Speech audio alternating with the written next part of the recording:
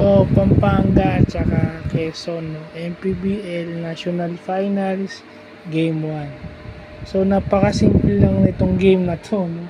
Pagka ang team mo ay Yamado sa lahat ng aspeto, most of the time, lalamang ka talaga. Papalag yung kalaban, pero hindi sila titikit. No, kasi rebounding advantage Pampanga, and then yung depensa nila maganda rin. Bakit? Kasi lahat ng gawin ng Quezon, meron silang pwedeng gawin. At saka every time papasok, okay, papasok yung Quezon sa loob ng basket, may Brandon Ramirez ka at saka Justin Baltasar na nakaabang. They can switch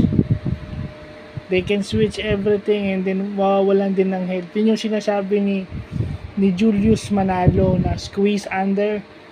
Nakikita ko rin yun na humihelp, nag-i-squeeze under yung para walang help.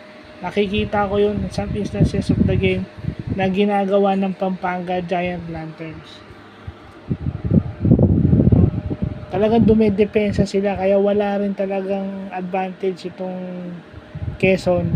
At saka yung 3-point shot ng Quezon medyo maalat. First half is 1 out of 7. At saka yung field goals ng Quezon sa first half is only 15 out of 40. So imagine niyo kung magtutuloy-tuloy yung 15 out of 40 na yun.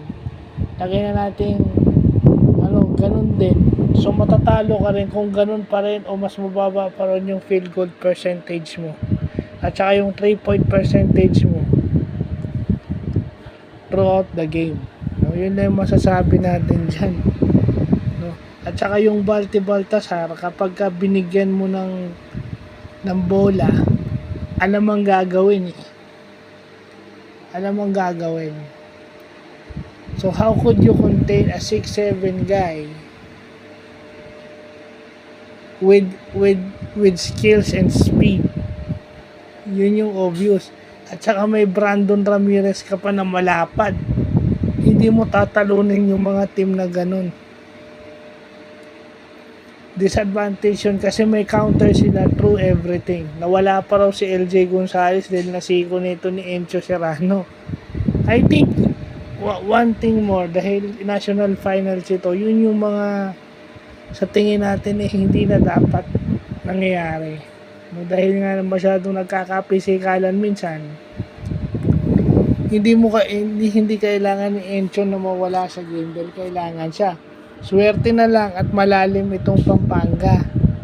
Ngayon, si LJ Gonzalez kapag ka nawala sa Quezon, medyo lugi na yung Quezon, tagilid na agad. So, yung nakita natin sa game 1, hopefully sa game 2 may makita rin tayo. So, yun lang po.